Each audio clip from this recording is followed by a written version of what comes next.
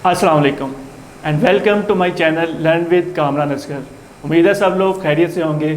दोस्तों, last lecture में हमने बात की थी कि सर्च इंजन ऑप्टिमाइजेशन क्या होती है, ये किस तरह वर्क करती है और इसके क्या फ़वाइद हैं, और सर्च इंजन्स किस तरह वर्क करते हैं, किस तरह वो मुख्तलिफ फैक्टर्स को, एसईओ रैंकिंग फैक्टर्स को फॉलो करते हुए आपकी वेबसाइट को अंडरस्टैंड करते हैं और फिर आपकी वेबसाइट को अपनी लिस्ट में शामिल करके मुख्तलिफ सर्चेस के अगेंस्ट आपको एक पोजीशन अलॉट करते हैं।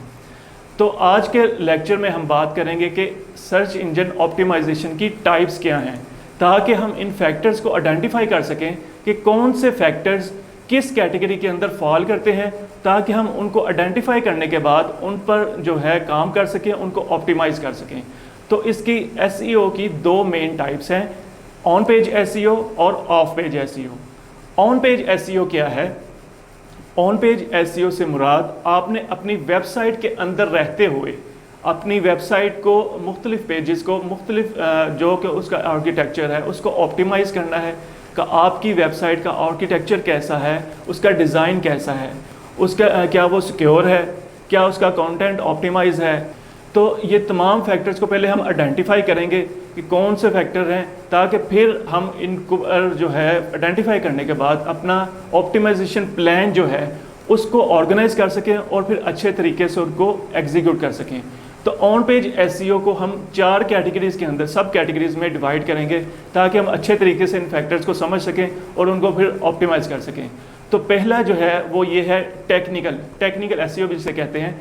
इसमें हम जो है आपकी वेबसाइट का स्ट्रक्चर कैसा है, इसका आर्किटेक्चर कैसा है, इसकी लोडिंग स्पीड कितनी है, इसमें ब्रोकन पेजेस कितने हैं, डिफरेंट जो है। इसके बाद आ जाता है इसमें आपका क्या वेबसाइट आपकी सिक्योर है, और इसके बाद आपकी वेबसाइट की जो कोडिंग है, HTML CSS कोडिंग कितनी ऑप्टिमाइज़ है, आपने इमेजेस और या वीडियोस जो यूज़ की हैं वो कितनी ज़्यादा ऑप्टिमाइज़ हैं। तो इसका ओवरऑल पूरा वेबसाइट का स्ट्रक्चर इसमें आ जाता है। टेक्निकल जितने भी चीज़ें हैं इस वेबसाइट के अंदर, वो तमाम चीज़ें इसके अंदर, तमाम उससे रिलेटेड जो पैरामीटर्स हैं वो इसके अंदर आ जाते हैं। इनको हमने फॉलो अप करना होता है। तो पहला जो इसमें आता है पार्ट है वेबसाइट की स्पीड। तो इसमें हमने वेबसाइट को स्पीड को ऑप्टिमाइज़ करना होता है। जब सर्वर पे लोड हो, जब कोई आपकी वेबसाइट पर विज़िट करे तो कितनी जल्दी आपकी वेबसाइट सर्वर पे लोड होती है। तो इसी तरह अगर आपके वेबसाइट का आर्किटेक्चर, मैं इससे पहले आपको बताता जाऊं कि ये क्यों ज़रूरी हैं। इसमें असल में जब हम ऑप्टिमाइजेशन करते हैं अपनी वेबसाइट की, तो एक तरह से हम अपनी भी मदद करते हैं और सर्च इंजन्स की भी मदद करते हैं। ये किस तरह करते हैं? यानी जब हम अपनी वेबसाइट को ऑप्टिमाइज़ करते हैं, सर्च इंजन ने हमें जो है एक गाइडलाइंस दे दी है मुख्तलिफ पैरामीटर्स की शक्ल में, सर्च रैंकिंग पैरामीटर्स की शक्ल में एक गाइडलाइंस दे दी है कि आप इन पैरामीटर्स को फॉलो करो और इनके मुताबिक अपनी वेबसाइट को ऑप्टिमाइज़ करो, ताकि हम उतनी आसानी से उसको समझ सकें। आपकी वेबसाइट को समझने के बाद, अंडरस्टैंड करने के बाद उसको हम अपनी लिस्ट में क्रॉल कर सकें, इंडेक्स कर सकें और फिर अपनी लिस्ट में शामिल कर सकें, ताकि जब लोग गूगल पे जब सर्च करते हैं तो उसके अगेंस्ट उस लिस्ट के अंदर हमारी भी एक पोजीशन अलॉट हो जाए। तो एक तरह से हम अपनी वेबसाइट पे काम कर रहे होते हैं। हमने गूगल को समझाना होता है कि हमारी वेबसाइट किस चीज़ से रिलेटेड है, क्या चीज़ें इसमें शामिल हैं, क्या यह ई-कॉमर्स साइट है या एफिलिएट साइट है या ब्लॉग साइट है, कौन सी साइट है। तो हम अपनी वेबसाइट में इन पैरामीटर्स को फॉलो करते हुए हम गूगल को या सर्च इंजन को समझाते हैं कि ये वेबसाइट हमारी इस चीज़ से रिलेटेड है। फॉर एग्ज़ाम्पल मैं यहाँ पे आपको मिसाल देता हूँ कि एक लफ्ज़ है ऑरेंज। तो इसके दो मतलब हैं, एक तो ये कलर भी है और दूसरा फ्रूट भी है। जब आपने कंटेंट के अंदर ये वर्ड यूज़ किया है ऑरेंज, तो गूगल इसको क्या समझेगी? अगर तो आपने उसकी ऑप्टिमाइजेशन नहीं की आपकी एसईओ की, इन फैक्टर्स की, जो भी फैक्टर इस पर लागू होता है उसकी अगर ऑप्टिमाइजेशन नहीं की, तो गूगल क्या समझेगी इसको? वो उसको कलर समझे या फ्रूट समझे? तो ये यहाँ पे प्रॉब्लम आ जाती है। तो हमने गूगल को ये बताना होता है अपने कंटेंट के ज़रिए कि ये फ्रूट है या कलर है। तो हमने जितना ज़्यादा उसको एक्सप्लेन करेंगे उतना आसानी से गूगल समझ सकेगी। ये मैंने एक एग्जांपल दी है। या दूसरी मिसाल ले लें कि हम बाज़ दफ़ा अक्सर हम ये कह देते हैं कि हाफ़ गिलास पिला दो मुझे, तो गूगल यहाँ पे परेशान होगी कि हाफ़ गिलास तो कोई पीने की चीज़ नहीं है। अगर हम इसको इस तरह कहें कि हाफ गिलास पानी पिला दो मुझे, तो फिर गूगल समझे कि हाँ ये पानी की बात कर रहा है, कि पानी पीने वाली चीज़ है, तो गूगल अंडरस्टैंड कर जाती है। तो इस तरीके से ये तमाम पैरामीटर्स हैं, इनको हमने फॉलो करना होता है ताकि हम गूगल को समझा सकें कि हम किस चीज़ के बारे में बात कर रहे हैं और ये चीज़ किस बारे में है, ताकि उससे रिलेटेड फिर जब गूगल कोई कीवर्ड जब सर्च होता है तो गूगल उसके मुताबिक आपकी वेबसाइट को अंडरस्टैंड करके उसको इंडेक्स करे और फिर अपनी वेबसाइट लिस्ट के अंदर जो है जो भी रिजल्ट्स आपके सामने आते हैं उसमें शामिल कर सके, ताकि उनको एक ख़ास पोजीशन दे सके। तो हमने असल में अपनी भी मदद करनी होती है, सर्च इंजन की भी मदद करनी होती है। जितना ज़्यादा हम ऑप्टिमाइजेशन करेंगे एसईओ की, उतने ही ज़्यादा हमारे चांसेस होंगे गूगल आसानी से समझेगी और आसानी से उसको रैंक कर पाएगी। तो ये असल में मकसद होता है एसईओ का। तो हम बात कर रहे थे टेक्निकल एसईओ के हवाले से, उसमें हमने आर्किटेक्चर की बात कर रहे थे कि वेबसाइट का आर्किटेक्चर डिज़ाइन कैसा है। यानी आपकी वेबसाइट के फॉर एग्जांपल होम पेज है, उसमें सबसे पहले आपका जो लोगो आ जाता है, आपका टाइटल आ जाता है, फिर मेन्यू आ जाता है, स्लाइड्स आ जाती हैं, उसके बाद पोस्ट आ जाती हैं अगर आप ब्लॉग साइट कर रहे हैं तो इस तरीके से हम अपनी वेबसाइट का स्ट्रक्चर के थ्रू हमें गूगल को समझा रहे होते हैं कि वेबसाइट इस चीज़ के बारे में है और इसमें ये चीज़ें डिस्कस की गई हैं। तो ये टेक्निकल एस्पेक्ट्स है, और उसकी HTML किस तरह की है, CSS कोडिंग किस तरह की है, ऑप्टिमाइज़ किए हुए हैं, और उसके इमेजेस जो है हाई क्वालिटी इमेजेस यूज़ किए हुए हैं, वीडियोज़ यूज़ किए हुए हैं, या उसके URL जो है, जो URL आपका लिंक जो बनता है वो उसको ऑप्टिमाइज़ किस तरह कैसे किया गया है, कितनी आसानी से गूगल उसको समझती है, उसको कैसे ऑप्टिमाइज़ करना है, और फिर आपकी वेबसाइट की स्पीड लोडिंग कितनी है, और फिर इस तरह के आपकी वेबसाइट सिक्योर कितनी है। ये तमाम पैरामीटर टेक्निकल्स के अंदर आ जाते हैं। इसके बाद नेक्स्ट चीज़ है कंटेंट।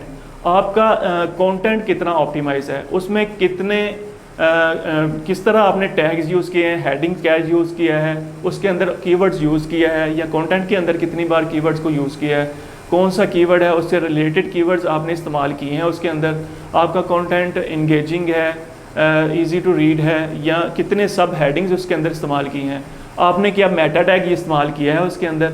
मेटा टैग क्या होता है, जब गूगल पे मुख्तलिफ सर्च करते हैं, जब रिजल्ट शो होते हैं वहाँ पे, तो वहाँ पे दो चीज़ें होती हैं, एक तो टाइटल होता है ऊपर और नीचे कुछ डिस्क्रिप्शन शो हो रही होती है वेबसाइट की। तो जो नीचे डिस्क्रिप्शन है वो उसे कहते हैं मेटा टैग, कि आपने मेटा टैग ऐड किया है उसके अंदर, ताकि गूगल उसे समझ सके ये चीज़, ये आर्टिकल या पोस्ट किस चीज़ से रिलेटेड है। तो ये तमाम चीज़ें इस कंटेंट के हवाले से आ जाती हैं। कंटेंट में ग्रामरली जो है उसमें एरर्स तो मौजूद नहीं हैं, या उसमें इजी टू रीड है, कितना इंगेजिंग है। तो ये तमाम पैरामीटर्स कंटेंट के हवाले से इसके अंदर आ जाते हैं ऑन पेज एसईओ में। तो इसमें इंटरनल लिंक्स कौन से यूज़ किए हैं, उसमें एंकर्स आपने कौन से यूज़ किए हैं, ये तमाम पैरामीटर्स के अंदर हैं। तो इसके बाद आ जाता है यूज़र फ्रेंडली। आपकी वेबसाइट कितनी यूज़र फ्रेंडली है, आपका कंटेंट कितना यूज़र फ्रेंडली है, कि जब कोई यूज़र आपकी वेबसाइट पे लैंड करता है तो उसकी आपको जो उसकी रिक्वायरमेंट्स के उसके मुताबिक कंटेंट आपका लिखा हुआ है, जब क्या आसानी से वो उसको रीड कर पा रहा है, या वो कितना इंगेजिंग है, या उसके जो वेबसाइट के आपके इम्पोर्टेंट पेजेस हैं उन पर रिसाई उसकी मुमकिन है आसानी से। यानी कि वेबसाइट के अंदर आपने लिंक इस्तेमाल किए हुए हैं, इंटरनल लिंक्स, जो एक पेज दूसरे पेज को रिलेट करता है, लिंक करता है। अगर फॉर एग्जांपल एक बंदा एक वेबसाइट पे आया है आपकी, तो वो अगर एक कंटेंट पढ़ रहा है तो वो दूसरे कंटेंट अगर पढ़ना चाहता है, क्या वो दूसरे कंटेंट तक उसका पहुंचना आसान है आपकी वेबसाइट पे? आपने वो किस तरह होता है, आपने इंटरनल लिंक्स यूज़ करते हैं, या आपने मेन्यू बार में उसमें कैटेगरीज के लिंक्स दिए होते हैं, या साइड बार में आपने इंपॉर्टेंट पेजेस के लिंक दिए होते हैं, ताकि वहाँ पे क्लिक करके यूज़र दूसरे पेज पर जा सके। तो कितनी ज़्यादा आपने वेबसाइट को यूज़र फ्रेंडली बनाया हुआ है। यूज़र को कुछ मुश्किल तो पेश नहीं आती, मुख्तलिफ़ चीज़ें आपकी वेबसाइट पर सर्च करते हुए, कोई प्रोडक्ट सर्च कर रहा है तो उस हवाले से भी आपने एक पेज पे सब चीज़ें जो है आपकी एक प्रॉपर प्लान के तहत पूरी जो है वहाँ पे डिस्प्ले हुई हो, ताकि यूज़र को मुश्किल पेश ना आए मूव करते हुए, आपकी वेबसाइट के मुख्तलिफ पार्ट्स को स्टडी करते हुए। तो इसी तरह ये चीज़ें जहाँ पे यूज़र को हेल्प आउट करती हैं, यही चीज़ें सर्च इंजन को भी हेल्प आउट करती हैं। इन्हीं चीज़ों से सर्च इंजन जो है वो अंडरस्टैंड करते हैं आपकी वेबसाइट को, आपके कंटेंट को, या उसकी रेलेवेंसी किस चीज़ से मुतल्लिक है, और तो फिर आपको उसके अगेंस्ट आपको एक रैंकिंग में एक पोजीशन मुहैया करते हैं। तो ये एक तरीक़ाकार है। जिसमें जिस तरीके से हम वो जो सर्च इंजन जो है वो आपको स्टडी करके अंडरस्टैंड करके इंडेक्स करते हैं और रैंक करते हैं। चौथा जो कैटेगरी है इसके अंदर ऑन पेज एसईओ की, वो है मोबाइल फ्रेंडली। ये बहुत ज़्यादा इम्पॉर्टेंट है कि आपकी वेबसाइट कितनी मोबाइल फ्रेंडली है, क्योंकि आजकल आज के दौर में मोबाइल का इस्तेमाल बहुत ज़्यादा बढ़ गया है और ज़्यादातर सर्चेज जो ब्राउजिंग होती है वो मोबाइल पे होती है एज़ कम्पेयर टू लैपटॉप्स, ये कहा जा सकता है। बहुत ज़्यादा यूज़र जो है मोबाइल के होते हैं। तो मोबाइल के हवाले से आपकी वेबसाइट क्या यूज़र फ्रेंडली है? अगर मोबाइल पे कोई बंदा आपकी वेबसाइट ओपन कर रहा है तो क्या वो आसानी से वो हर चीज़ पर उसकी अप्रोच है, रीचेबल है? फॉर एग्ज़ाम्पल आपने जब वेबसाइट मोबाइल पे जब आप अपनी कोई वेबसाइट ओपन करते हैं तो कुछ वेबसाइट्स ऐसी हैं जिन पर आपको सिर्फ स्क्रॉल अप या स्क्रॉल डाउन करना होता है और अब तमाम चीज़ें आपके सामने शो हो जाती हैं। और कुछ वेबसाइट जिस तरह फेसबुक है, इस तरह की वेबसाइट जो हैं ये यूज़र फ्रेंडली हैं। इन पे गूगल जो यूज़र को ज़्यादा परेशानी का सामना करना नहीं पड़ता। और दूसरी तरफ वो कुछ वेबसाइट्स हैं, जब आप वेबसाइट ओपन करते हैं तो क्या होता है कि पूरा पेज है वेबसाइट के जिस तरह लैपटॉप पे शो होता है, मोबाइल की स्क्रीन क्योंकि छोटी होती है या टैब्स हैं उनकी स्क्रीन छोटी होती है, तो वहाँ पे वो पूरा कंटेंट जो है उस वहाँ पे शो नहीं हो रहा होता। आपको क्या करना पड़ता है, स्क्रॉल पहले इस तरफ स्क्रॉल करना पड़ता है, इस तरफ कंटेंट क्या लिखा हुआ है, फिर नीचे करना पड़ता है, यानी कि इस तरह आपको स्क्रॉल करना पड़ता है पूरे वेब पेज पे उसके तमाम कंटेंट्स को देखने के लिए। तो इसका मतलब है ये वेबसाइट जो है वो मोबाइल फ्रेंडली नहीं है। इसको कहते हैं रिस्पॉन्सिवनेस। आपकी वेबसाइट कितनी रिस्पॉन्सिव है, मोबाइल रिस्पॉन्सिव है, यानी कि यूज़र को परेशानी ना हो आपकी वेबसाइट पे मूव करते हुए, आसानी से हर पार्ट के पर वो जो है पहुंच सकता हो। इसको कहते हैं मोबाइल रिस्पॉन्सिवनेस, या इसे यूज़र मोबाइल फ्रेंडली भी कहते हैं। तो अगर आप यूज़र के लिए इजी बनाएंगे, इसको आसान बनाएंगे, मोबाइल रिस्पॉन्सिवनेस करेंगे, रिस्पॉन्सिव करेंगे, उतना ही आसानी से सर्च इंजन भी उसको जब स्टडी करेगा तो वो भी आसानी से उसको स्टडी भी कर सकेगा, उसको अंडरस्टैंड भी कर सकेगा। तो ये तमाम फैक्टर्स को हमने जो है वो ऑप्टिमाइज़ करना होता है ऑन पेज एसईओ के। ये तमाम फैक्टर्स वेबसाइट के अंदर हैं। जब आप वेबसाइट बनाते हैं तो सबसे पहला काम हमने यही करना होता है। जब आप कंटेंट बना रहे होते हैं या वेबसाइट को डिज़ाइन कर रहे होते हैं तो आपने साथ साथ ऑन पेज एसईओ करनी होती है। तो ये वो वाला पार्ट है ऑन पेज एसईओ का जो हमने पहले करना होता है, इसके बाद दूसरे फैक्टर्स आते हैं। तो ये तमाम फैक्टर्स आपने वेबसाइट को डिज़ाइन करते हुए, बनाते हुए, उसमें कंटेंट पब्लिश करते हुए, ये तमाम फैक्टर्स को आपने जो है वो ऑप्टिमाइज़ करना होता है और इस पर काम करना होता है। तो उसके बाद अगर आपने वेबसाइट बनाते हुए या कंटेंट अपलोड करते हुए एसईओ नहीं की तो आप बाद में भी इसको कर सकते हैं, उसमें कोई मसला नहीं है। अब इसके बाद आ जाती है of page SEO. Of page SEO क्या है? जहाँ पे ऑन पेज एसईओ की एक ख़ास इम्पॉर्टेंट है वहाँ इम्पोर्टेंस है, वहाँ पे ऑफ पेज एसईओ की भी बहुत ज़्यादा इम्पोर्टेंस है। और अगर मैं कहूँ कि 50% प्लस जो है इसका रोल है ऑफ पेज एसईओ का आपकी वेबसाइट की रैंकिंग के अंदर, तो ये गलत नहीं होगा। क्योंकि ऑफ पेज एसईओ में हम क्या करते हैं, ऑफ पेज एसईओ से मुराद है कि आपने अपनी वेबसाइट से बाहर रहते हुए, ऑन पेज में तो आपने वेबसाइट के अंदर सारे काम किए हैं, आपने ऑफ पेज एसईओ में वेबसाइट से बाहर रहते हुए अपनी वेबसाइट की ब्रांडिंग किस तरह की है, उसकी मार्केटिंग किस तरह की है, अपनी वेबसाइट का ट्रस्ट, उसकी अथॉरिटी किस तरह बिल्ड की है, ये सारी चीज़ें इसमें आती हैं ऑफ पेज एसईओ में। तो इसमें सबसे बड़ा फैक्टर जो है वो ये है, आपने लिंक बिल्डिंग, आपने लिंक बिल्डिंग किस तरह की है, अपनी वेबसाइट की ब्रांडिंग किस तरह की है। या फॉर एग्जांपल आप सोशल मीडिया पे जाते हैं, वहाँ पे जाके अपनी वेबसाइट के बारे में बात करते हैं, उसको ब्रांड करते हैं, कंपनी का एक ख़ास नाम है। मैं मिसाल के तौर पर डिज़ाइंस वैली की बात कर लेता हूँ हमारी कंपनी की। तो मैं सोशल मीडिया पे जाके डिज़ाइंस वैली को किस तरह ब्रांड करूँगा, मैं उसके ऊपर कंटेंट लिखूँगा जिसमें मैं डिज़ाइंस वैली का नाम यूज़ करूँगा, उसको ब्रांड करूँगा, उसकी मार्केटिंग करूँगा, ये हो जाती है ब्रांडिंग। और दूसरा तरीका ये है कि आपने उसका लिंक साथ शेयर कर देते हैं, रेफ़र कर देते हैं। तो इसके बेशुमार तरीके हैं जिसमें आपको लिंक्स के आपके आ जाते हैं, गेस्ट पोस्टिंग आ जाती है, उसमें आपके ब्लॉग कमेंट्स आ जाते हैं, फॉरम लिंक्स आ जाते हैं, डायरेक्टरीज लिंक्स आ जाते हैं, पैरासाइट्स जिन्हें वेब 2.0 लिंक्स कहते हैं वो आ जाते हैं। इसके बाद प्रेस रिलीज़ आ जाती हैं, इसके बाद RSS फीड हैं वो आ जाती हैं। तो बेशुमार पैरामीटर्स हैं, फैक्टर्स हैं, प्लेटफॉर्म्स हैं जहाँ से आप अपनी वेबसाइट के लिए लिंक हासिल कर सकते हैं। तो लिंक की मेन जो है वो 3 टाइप्स हैं। नंबर 1 वो है नेचुरल लिंक्स। नेचुरल लिंक्स क्या होते हैं कि आपने वेबसाइट एक तैयार की है अपनी, दूसरे लोग जब अपनी वेबसाइट तैयार करते हैं या कंटेंट को पब्लिश करते हैं, राइट करते हैं, तो वो भी आपकी तरह कंटेंट को पहले सर्च करते हैं कौन सा कंटेंट ऑनलाइन मौजूद है। तो जब आपकी वेबसाइट पे वो कंटेंट पढ़ते हैं, अगर उसको लगता है कि आपका कंटेंट बड़ा डिटेल से लिखा गया है किसी टॉपिक पर, तो वो उसको अगर कंटेंट पसंद आता है तो वो क्या करेगा, आपका लिंक जो है उठा के अपनी पोस्ट के अंदर लगा लेगा खुद ब खुद। वैसे ही, क्योंकि ये एसईओ का पार्ट भी है कि आपने अपनी वेबसाइट के अंदर, अपने पोस्ट के अंदर कितने आउटबाउंड लिंक यानी कि एक्सटर्नल लिंक्स, दूसरी वेबसाइट को लिंक कितना किया है या इंटरनल लिंक्स कितने इस्तेमाल किए हैं। तो जितने ज़्यादा अथॉरिटी का लिंक आप अपनी वेबसाइट पे शेयर करते हैं तो इससे भी आपकी रैंकिंग पे बेहतर असर पड़ता है। तो इस तरह जब लोग अपनी वेबसाइट पे आपकी वेबसाइट का लिंक जो अच्छा लगता है वो शेयर करते हैं, तो इस तरह ऑटोमेटिकली ये लिंक जो हैं बिल्ड होते हैं। इन लिंक्स को कहते हैं नेचुरल लिंक्स, जो नेचुरली लोग आपको रेफ़र कर रहे हैं, आपको वोट कर रहे हैं अपनी वेबसाइट के ऊपर। दूसरे लिंक्स वो आ जाते हैं जो आप मैनुअली बिल्ड करते हैं।